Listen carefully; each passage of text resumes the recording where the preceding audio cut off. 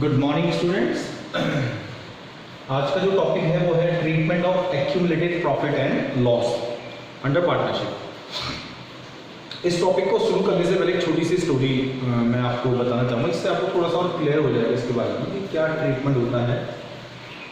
Reconstitution किसे बोलते हैं वो आपको पता चल गया होगा, लेकिन मैं फिर से आपको बता दूं। रिकॉन्स्टिट्यूशन मीन्स होता है कि पार्टनर्स के एग्रीमेंट में, पार्टनरशिप के एग्रीमेंट में अगर किसी भी तरह का कोई चेंज होता है तो वो रिकॉन्स्टिट्यूशन कहलाता है, जिसमें पार्टनर्स अपने प्रॉफिट शेयरिंग रेशियो चेंज कर लेते हैं। मान लिया जाए ए और बी 3:2 के पार्टनर थे, अब ये चाहते हैं कि नहीं जी ये तो गलत रेशियो है, बी कहता है कि ये तो गलत रेशियो है, मैं तो बराबर बराबर कैपिटल दिया हूँ, तो अब हमारे रेशियो क्या होने चाहिए, इक्वल होने चाहिए। तो मतलब यहाँ पर वो क्या हुआ, ना तो कोई पार्टनर एडमिट हुआ ना कोई पार्टनर रिटायर हुआ, बट उनके बीच में एग्रीमेंट चेंज हो गया। किस चीज़ का एग्रीमेंट चेंज हुआ, प्रॉफिट के शेयरिंग रेशियो चेंज का।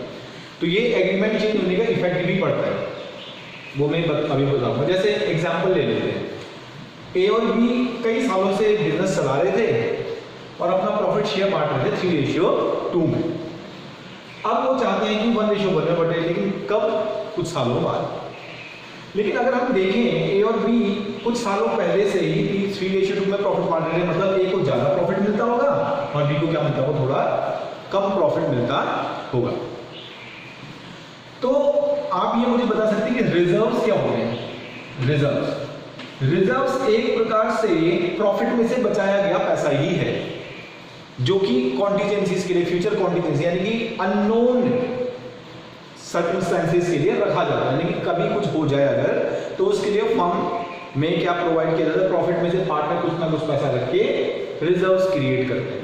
हम लोग भी करते हैं, अपनी सेविंग्स में से थोड़ा थोड़ा पैसा, अपनी इनकम में से थोड़ा थोड़ा पैसा सेविंग में रखते रहते हैं।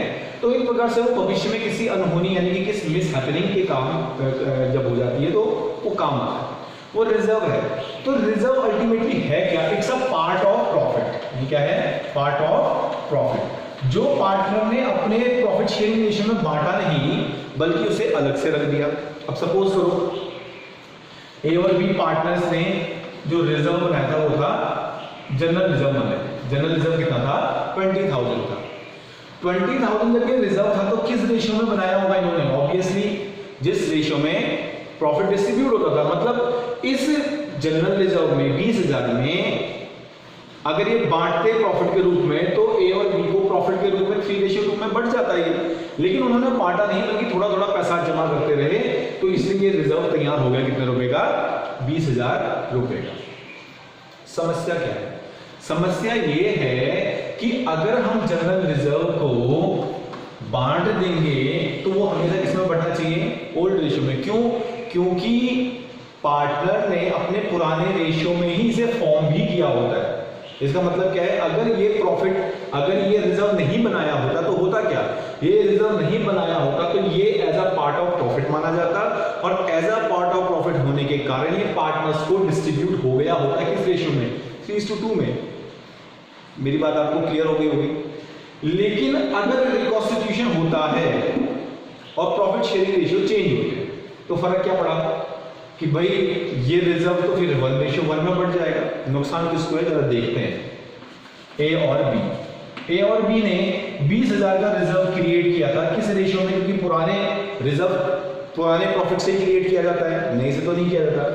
तो 3:2 में क्रिएट किया होगा, तो यानी कि ए को अगर ये प्रॉफिट के रूप में बटता तो कितना रुपए मिलता, देखते हैं। 20,000 इंटू इसका टोटल करो, 3 + 2 5 हो गया। 3/5 किसका शेयर, ए का, 2/5 किसका शेयर, बी का। तो इसका 3/5 हम कैलकुलेट कर लेते हैं। 12,000 रुपए किसको मिलने चाहिए थे, ए को, और बी को मिलने चाहिए थे 8,000 रुपए। सोचना एक बार, मैं केवल एक एग्जाम्पल दिखा रहा हूं। तरीका तो ये है कि इसको डिस्ट्रीब्यूट कर दो, ठीक है। लेकिन अगर प्रॉफिट शेयरिंग रेशियो चेंज हो जाते हैं, वो कहते हैं कि भाई नहीं थी, अब हमारा रेशियो 1:1 होना चाहिए, तो क्या ये भी इसमें बढ़ना चाहिए, एक लॉजिक है, देखते हैं।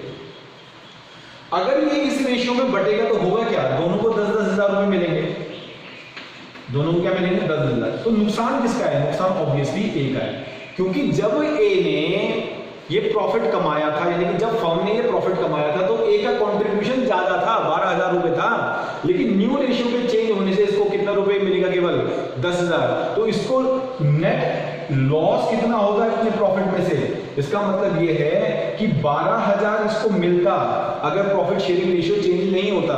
प्रॉफिट शेयरिंग रेशियो चेंज होने के कारण इसको 2,000 का सफर करना पड़ा है अपने रिजर्व को कम करके। इसको कितने का लॉस करना पड़ा? 2,000। बी को तो फायदा ही है। बी ने कंट्रीब्यूट किया था केवल कितने हजार रुपए? 8,000 रुपए, जब ओल्ड रेशियो 3:2 था। लेकिन अब न्यू रेशियो के चेंज होने से उसको क्या मिल जाएगा? 10,000। तो इसको कितने का फायदा हो गया? इसको ये फायदा हो गया 2,000 का, इसको नुकसान हो गया 2,000। मतलब एक को फायदा हो गया और एक को नुकसान हो गया।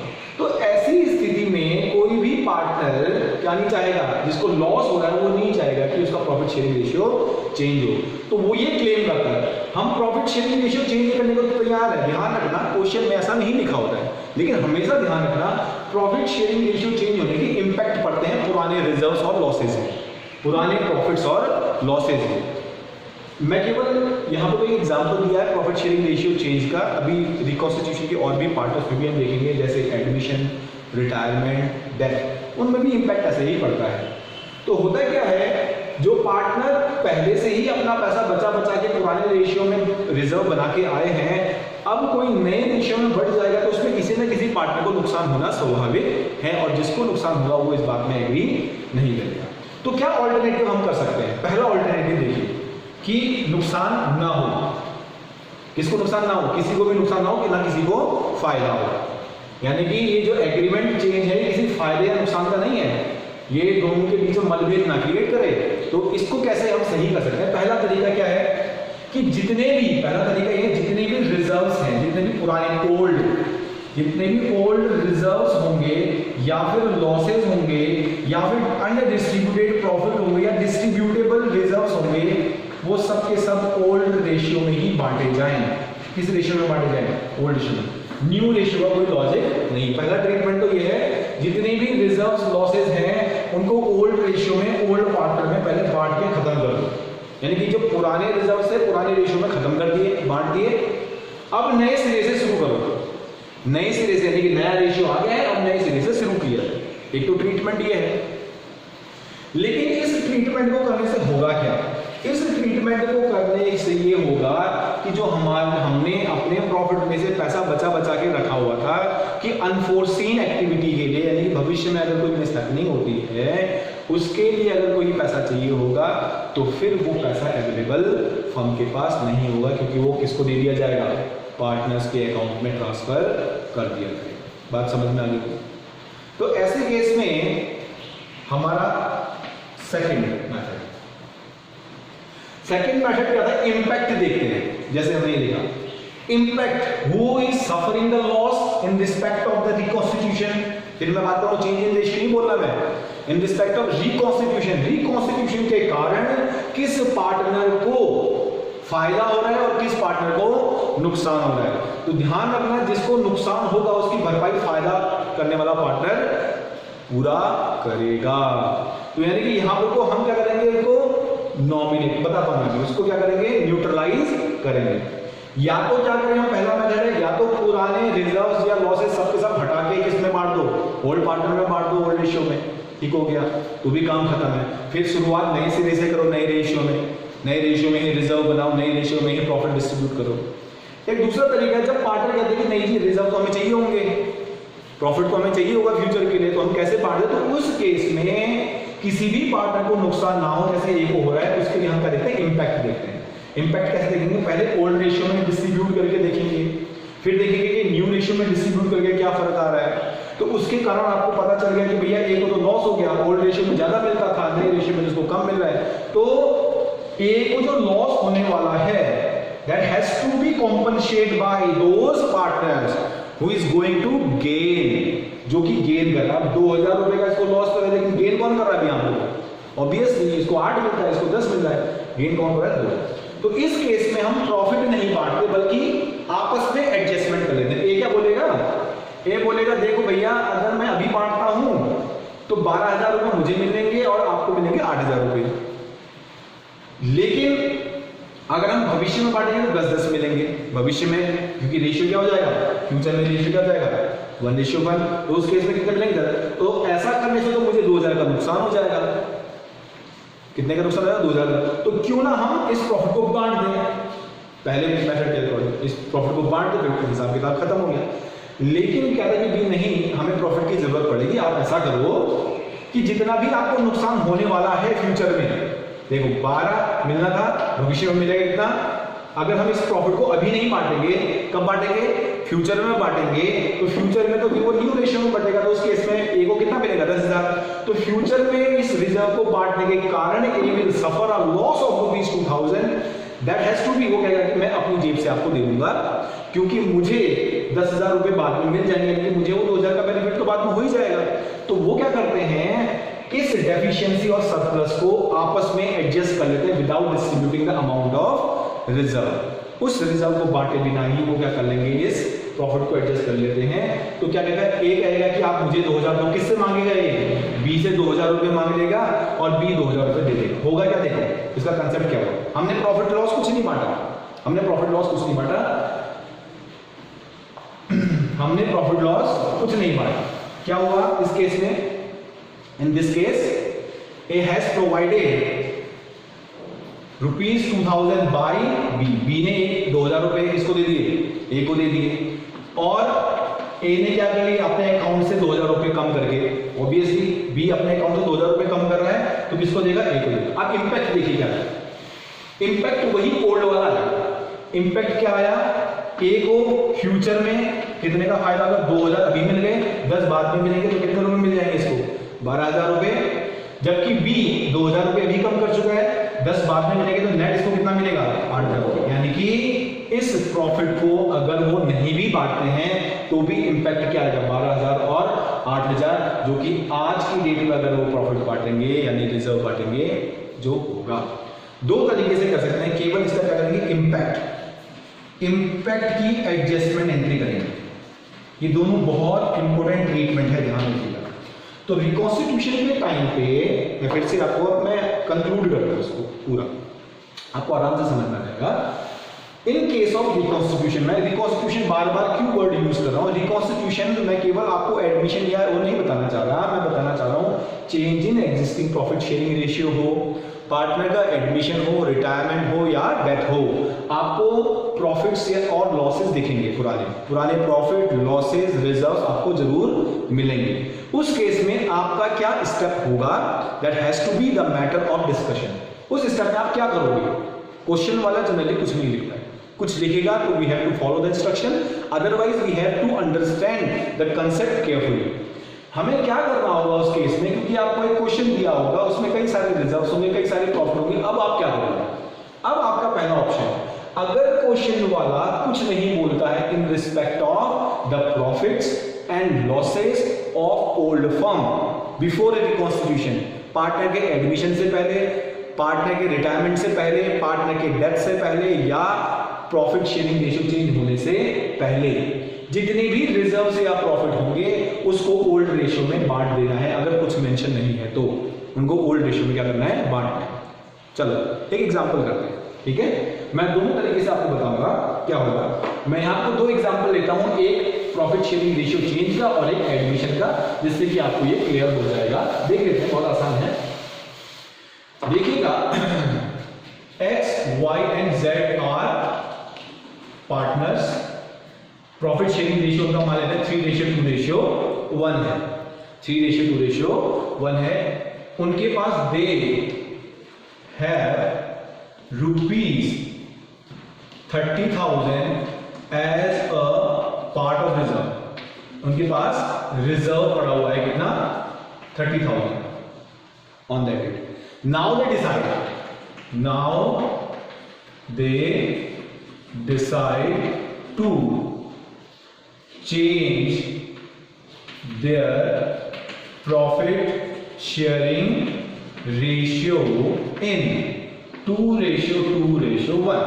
इसमें वो चेंज करना चाहते हैं। तो अब आपको क्वेश्चन वाला बोलते हैं कि कैलकुलेट गेन एंड सेक्रीफाइस। तो बताओ कि भैया किसने, देखो पहले भी ओल्ड पार्टनर थे, अभी भी कोई पार्टनर एडमिट नहीं हुआ है, प्रॉफिट दे रखा है। आपसे बोला जाता है कि ट्रीटमेंट बताओ इसका, अब आपसे ट्रीटमेंट बोल दिया गया, आपसे कुछ नहीं बोला कि क्या करना है, इस प्रॉफिट का क्या करना है, कुछ नहीं पता। तो ऐसे केस में हमेशा ध्यान रखना, हम क्या करेंगे, हम हमेशा अपनाएंगे क्या, जो भी पुराने प्रॉफिट होंगे उनको ओल्ड रेशियो में डिस्ट्रीब्यूट करेंगे और जनरल एंट्री बनाएंगे। समझ में आ रही बात? अब आपके पास रिजर्व्स है, ये क्या है? ये रिजर्व है। रिजर्व प्रॉफिट का पार्ट होता है, यानी प्रॉफिट ही है, और प्रॉफिट है तो वो पार्टनर की कैपिटल को क्या करेगा? क्रेडिट करेगा, अगर ट्रांसफर करेगा। मैं क्यों ओल्ड रेशियो में ट्रांसफर कर रहा हूं? क्योंकि the question itself does not specify the treatment of this reserve, इसका क्या करना है नहीं दिया हुआ है। तो ऐसे केस में हमेशा इसे हम ओल्ड पार्टनर्स में ओल्ड रेशियो में डिस्ट्रीब्यूट करके खत्म कर देंगे। मेरी बात आपको समझ में आ गई होगी शायद। तो हम क्या करेंगे? एंट्री कर देंगे। क्या बांट रहे हैं? रिजर्व बांट रहे हैं। रिजर्व एक लायबिलिटी है फर्म के लिए, तो liabilities has always credit balance. Credit को हम जब डिस्ट्रीब्यूट करेंगे, बांटेंगे तो खत्म हो जाएगी, क्रेडिट को क्या करना पड़ेगा हमें? डेबिट। तो हम लिखेंगे रिजर्व डेबिट। कितने रुपए का रिजर्व है जी? 30,000 का। किस में बांट देंगे हम? ओल्ड पार्टनर्स में, ओल्ड रेशियो में। यहाँ पे पार्टनर ओल्ड ही हैं, लेकिन रेशियो ओल्ड में बढ़ेगा, न्यू में नहीं बढ़ेगा। टू एक्सेस कैपिटल और current account as the case में भी, टू वाइज कैपिटल और करंट अकाउंट, या तो कैपिटल या करंट अकाउंट, और जेड्स कैपिटल और करंट अकाउंट। तो 3, 2, 1 टोटल हो गया 6। तो 3/6 15,000, 2/6 10,000 और 5,000। इस तरह से बांट के हम खत्म कर देंगे। हम लिखेंगे नरेशन क्या? Being reserve transfer to partners capital account in old ratio. मेरी बात आपको समझ में आ गई होगी। तो अब इसका ट्रीटमेंट क्या हुआ? इसमें now you can calculate the how much gain made by. अब ऑब्वियसली देखो क्या हुआ कि एक्स और वाई, एक्स वाई जेड के जाने से, सॉरी चेंज होने से किसी न किसी पार्टनर को सेक्रीफाइस या गेन तो हुआ ही होगा। तो उस केस में हमेशा ध्यान रखना क्या किया जा सकता है। आपको क्या दे रखे हैं? ओल्ड रेशियो दे रखे हैं, आपको न्यू रेशियो दे रखे हैं। आप आराम से गेन और सेक्रीफाइस निकाल सकते हैं। तो ओल्ड माइनस न्यू कर देते हैं। हम सेक्रीफाइस का फॉर्मूला लगाते हैं। किसका फॉर्मूला लगाते हैं? सेक्रीफाइस का। पहले वीडियो में, पहले टॉपिक में आप पढ़ चुके हैं। सेक्रीफाइस का फॉर्मूला होता है old share minus new share. चलो एक्स का निकालें, वाई का निकालें, क्योंकि ओल्ड ये है और न्यू शेयर ये है, या रेशियो बोलो या शेयर बोलो, ठीक है। लेकिन सेक्रीफाइस हमेशा शेयर निकलेंगे, ध्यान रखें। एक्स का ओल्ड शेयर है 3/6 माइनस ये हो जाएगा 22415 माइनस 2/5। ऐसे ही 2/6 माइनस 2/6 माइनस 2/5 ऐसे हो जाएगा 1/6 माइनस 1/5। हम क्या कर रहे हैं? ओल्ड में से न्यू को माइनस कर रहे हैं। तो एलसीएम देख लेते हैं इसका कितना आता है? 30, 6 5 30, 15 माइनस 12, तो ये आ गया 3/30। इसको 1/10 भी बोल सकते हैं। 3/30 नेगेटिव फिगर नहीं है, तो इसका मतलब सेक्रीफाइस। सेक्रीफाइस कौन कर रहा है? एक्स कर रहा है, ठीक हो गया। और दूसरा y का देखें, इसका भी एलसीएम 30 आ जाता है। 5 6 30, सॉरी 6 5 30, 5 2 10 और 5 6 13, 6 2 12। अब 10 में से 12 माइनस होता नहीं, तो ये क्या जाएगा? माइनस 2/30। ये माइनस आ गया, इसको मैंने ब्रैकेट में। अब सेक्रीफाइस इसमें आ गया माइनस में आ गया, इसका मतलब क्या है? ये गेन है। जो भी सेक्रीफाइस माइनस में आ रहा है उसका मतलब वो क्या है? गेन कर रहा है। न्यू रेशियो बनने से फायदा किसको हो गया? फायदा हो गया किसको? y को। कितने का फायदा हुआ? 2/30 का या 1/15 का। अब देखते हैं इसका क्या हाल है। इसमें भी एलसीएम 30 जाएगा। 6 5 35 बन जा 5, 5 6 36 बन जा 6। इसको भी फायदा हो गया, यहां भी नेगेटिव आ गया 1/30। हमेशा ध्यान रखना, अगर न्यू प्रॉफिट शेयरिंग रेशियो यानी पार्टनर्स के बीच में प्रॉफिट शेयर के एग्रीमेंट चेंज होते हैं, तो किसी ना किसी पार्टनर को सैक्रिफाइस करना पड़ेगा और किसी ना किसी पार्टनर को गेन होगा उसका। और हमेशा ध्यान रखना, the sacrifice is always equal to the gain. मतलब जितना भी सैक्रिफाइस हुआ है वो किसके गेन के बराबर होगा? पार्टनर के गेन के बराबर होगा। चलो लेट्स चेक इट। ये जो 3/30 सैक्रिफाइस किसने किया था? एक्स। तो किसके गेन के बराबर होना चाहिए? वाई और जेड। गेन कौन कर रहा है? वाई और जेड कर रहे हैं। तो देख लेते हैं 2/30 प्लस 1/30, तो कितना आ गया? 3/30 इक्वल टू 3/30, यानी कि sacrifice is equal to gain of somebody. हमेशा ध्यान रखें। तो यानी ये प्रैक्टिस जरूर करिएगा। भले ही हमें ट्रीटमेंट तो हमने कर ही लिया था इस रिजर्व का, लेकिन ये ट्रीटमेंट हमेशा फॉलो करिएगा। क्यों बता रहा हूं? अब मान लिया जाए क्वेश्चन वाला सिचुएशन दे देते हैं। यहां तो कोई सिचुएशन नहीं दी थी इसका क्या करना है, ठीक है। अब यहां क्वेश्चन वाले ने आगे फॉलो कर लिया है, क्या लिख दिया उसने, the partners they decided to share profit in the ratio of 2:1 and do not want to disturb, कई वर्ड यूज हो सकते हैं, ध्यान रखिएगा, डिस्टर्ब या डिस्ट्रीब्यूट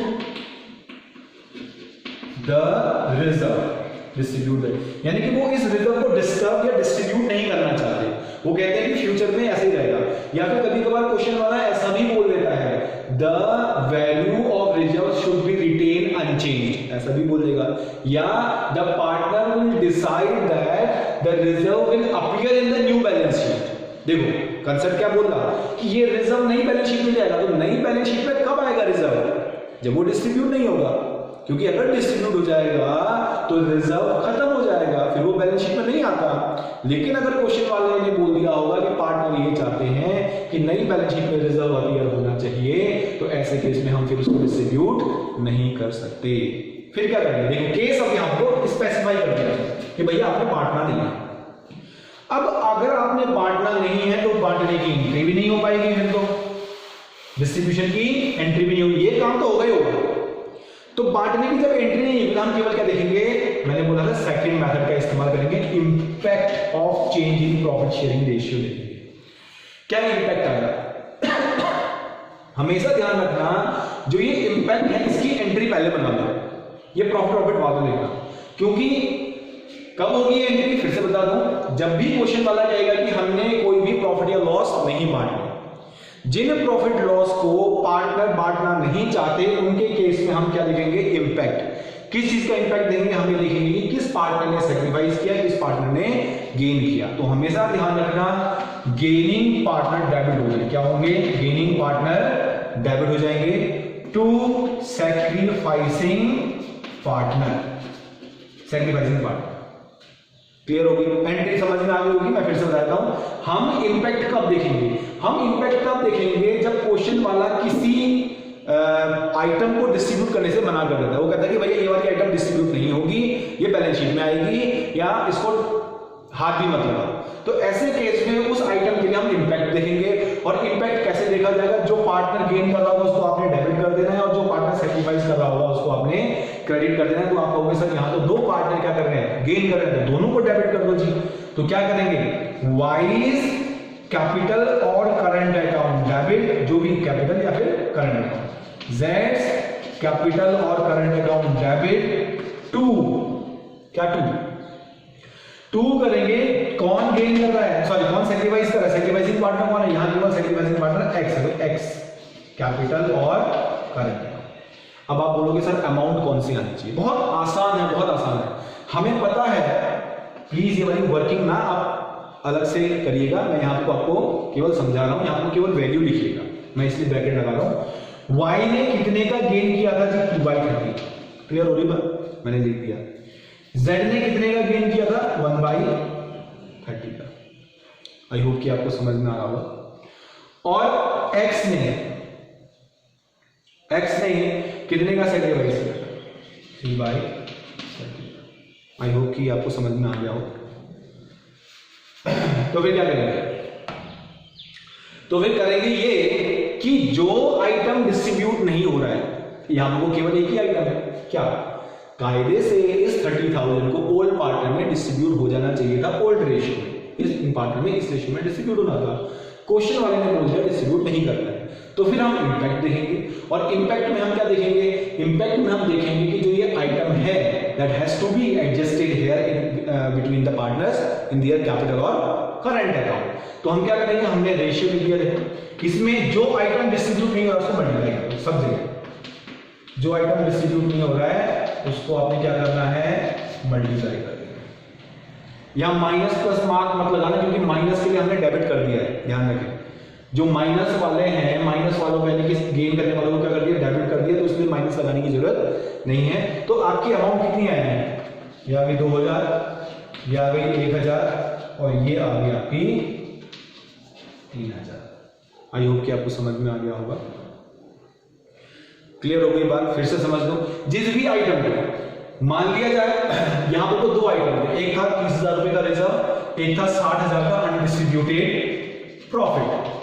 अब क्वेश्चन वाला बोलता है कि भैया प्रॉफिट तो बांट लो लेकिन रिजर्व तो हाथ मत लगाना। तो फिर क्या करेंगे, दो केस हो जाएंगे इसमें। ये काम तो आपने करना ही करना है चाहे कुछ भी हो, आपने गेन और सेक्रीफाइस तो निकाल लिया। पहला क्या करोगे आप, पहला जो आइटम बटना है, अब केस क्या हो गया, यहां पर दो चीजें होगी बटने वाली, एक तो रिजर्व हो गया और एक अनडिस्ट्रीब्यूटेड प्रॉफिट हो गया।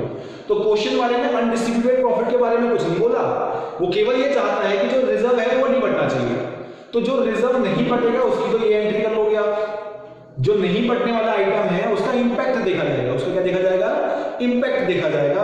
और इंपैक्ट जो गेन कर रहा है उसको डेबिट कर दो, जो सेक्रीफाइस कर रहा है उसको क्रेडिट कर दो और मल्टीप्लाई कर देंगे जी। ठीक हो गया। अब आते हैं दूसरे केस में, और जिसके बारे में उसने कुछ नहीं बोला उसको डिस्ट्रीब्यूट करना पड़ेगा। तो उसको डिस्ट्रीब्यूट करने की एंट्री आपने क्या कर देनी है, profit and loss account debit, क्योंकि प्रॉफिट बढ़ रहा है 60,000 का, to X Y and Z in old ratio. लो खत्म हो गया। यानी कि दो, पहला स्टेप आपने क्या करना है, गेन और सेक्रीफाइस निकाल लेने हैं। फिर ये देखना है कि किस आइटम को आप बांट सकते हो, उसकी बांटने की एंट्री कर लो। फिर तीसरा क्या करोगे, किसमें इंपैक्ट देखना है, किसको नहीं बांटना है, उसका इंपैक्ट देख लो। ठीक हो गया। अगर क्वेश्चन वाला यहां बोलता है कि भैया कुछ भी नहीं बांटना है, आप कुछ भी के वैल्यू को चेंज ना करें, ना तो प्रॉफिट बांटो और ना ही रिजर्व बांटो, ना ही आपने प्रॉफिट बांटना है और ना ही रिजर्व। तो इस केस में क्या करोगे, इस केस में हम इंपैक्ट किस पे देखेंगे, जो आइटम डिस्ट्रीब्यूट नहीं हो रहा है, तो दोनों ही नहीं हो रहे, तो 60 + 30 कितना हो जाएगा, 90। तो यहां पर 30 की जगह किससे मल्टीप्लाई करोगे आप, 90 से। आई होप कि आपको ये समझ में आ गया होगा। मोस्ट इंपोर्टेंट क्वेश्चन है, मोस्ट इंपोर्टेंट है, ध्यान रखिएगा, मोस्ट इंपोर्टेंट। अब बस थोड़ा सा 2 मिनट और है इस टॉपिक को खत्म करने के। सर आप पूछोगे कि सर अगर लॉस होगा तो क्या करेंगे, बहुत इजी है। लॉस पार्टनर्स की कैपिटल को कम कर देता है। चलो यहां पर हम ले लेते हैं एक 30,000 रुपए का रिजर्व, 60,000 का प्रॉफिट, और एक और चीज थी पार्टनर्स के पास जिसे बोलते हैं हम मान लेते हैं एक लॉस। अब वो लॉस हम ये भी बोल सकते हैं कि लॉस ड्यू टू, क्योंकि प्रॉफिट है तो लॉस होना संभव नहीं है। चलो हम यहां पर लिखते हैं लॉस, प्रॉफिट की जगह क्या लिख देते हैं, लॉस। लॉस मान लेते हैं 15,000 का हमारे पास लॉस है, या डेफर्ड रेवेन्यू एक्सपेंडिचर ले लेते। चलो 60,000 का प्रॉफिट भी है और हमारे पास डेफर्ड रेवेन्यू एक्सपेंडिचर भी लॉस माने जाते हैं। ध्यान रखना, they has to be adjusted. कब एडजस्ट करने पड़ेंगे, जब भी एग्रीमेंट चेंज होगा, मतलब जब भी हम क्या करेंगे, रिकॉन्स्टिट्यूशन करेंगे, तो उसको भी हमें सही करना पड़ेगा। तो मैं एक और चीज ले लेता हूं। अब हमारे पास क्या हो गया, हमारे पास रिजर्व हो गया जी 30,000 का, हमारे पास प्रॉफिट है, डिस्ट्रीब्यूटेड प्रॉफिट है कितने का, 60,000 का, हमारे पास डेफर्ड रेवेन्यू एक्सपेंडिचर है, यानी कि लॉस होता है 15,000 का, मान लीजिए। तो ऐसे केस में क्या होगा, अब क्वेश्चन वाला कहता है कि भाई कुछ भी नहीं बटना। क्वेश्चन वाला बोलेगा क्या, हमें कुछ भी नहीं बांटना है। तो उस केस में आप क्या करोगे, अगर कुछ भी नहीं बांटना होगा तो फिर उस केस में हम तीनों का सम करेंगे, उसका इंपैक्ट देखेंगे। एंट्री तो यही बनेगी, एंट्री केवल एक ही बनी है, ध्यान रखना। इंपैक्ट की एंट्री अगर होगी तो एक होगी। इंपैक्ट की एंट्री कब करते हैं, जब कोई भी आइटम डिस्ट्रीब्यूट नहीं होता। तो अगर क्वेश्चन वाला लिख देता है कि भैया ओल्ड बैलेंस शीट में सारे आइटम एक जैसे ही आएंगे, उनको चेंज नहीं करना है, तो हम सबका क्या करेंगे, सम करेंगे। 6 3 9 और 15 माइनस कर दो, कितना आ गया ये 75,000। तो अब 75,000 यहां को मल्टीप्लाई करेंगे उसी रेशियो गेन और सेक्रीफाइस में। मेरी बात आपको समझ में आ गई। ये जो सेक्रीफाइस शेयर से मल्टीप्लाई कीजिएगा, रेशियो से नहीं। कहीं पता चला 2:1 करते हैं, 2/3 1/3 मत करना, जितना शेयर है वही मल्टीप्लाई होगा। बनेगी एक ही एंट्री। कब बनेगी एक ही एंट्री, जब भी क्वेश्चन वाला बोलेगा कि हमें इन प्रॉफिट को चेंज नहीं करना है। अगर क्वेश्चन वाला बोलेगा कि भैया, या कुछ नहीं बोलेगा, कुछ नहीं बोलेगा, तो हमने क्या करना है, रिजर्व और प्रॉफिट को पहले बांटना है, क्योंकि ये प्रॉफिट है, ये दोनों डेबिट हो जाएंगे और ओल्ड पार्टनर क्रेडिट हो जाएंगे ओल्ड रेशियो। लेकिन क्योंकि ये लॉस है, डेफर्ड रेवेन्यू एक्सपेंडिचर क्या है, लॉस है, it will reduce the amount of partners capital. अगर क्वेश्चन वाला कुछ नहीं बोल रहा है तो इस केस में पार्टनर की कैपिटल डेबिट होगी, ध्यान रखना, क्रेडिट नहीं होगी। क्रेडिट से कैपिटल बढ़ती है, ये लॉस है, लॉस से कैपिटल क्या होगी, घटेगी। तो X capital account debit, Y capital account debit, Z capital account debit. 15,000 रुपए किस रेशियो में बटेंगे, old ratio to deferred revenue expenditure. ये एंट्री कब होगी, जब क्वेश्चन वाले ने कुछ नहीं बोला होगा। आई होप कि आपको ये क्वेश्चन समझ में आ गया होगा। नेक्स्ट टॉपिक तक के लिए मैं आपको ले जाऊंगा एडमिशन में, और वहां हम सीखेंगे किस तरह से हम ये एडमिशन में ये केस सॉल्व करते हैं। तब तक थैंक यू।